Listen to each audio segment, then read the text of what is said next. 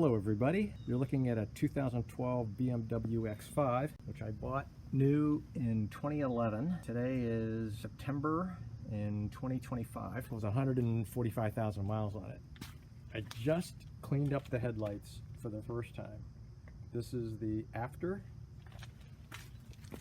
and this is the before, and I am totally amazed how well this product worked. I used this 3M Auto Advanced Headlight Restoration Kit, which I bought quite a while ago because it was so inexpensive.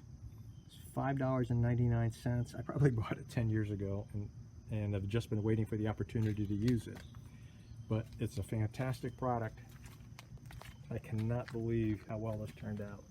It's unbelievable how much better this is.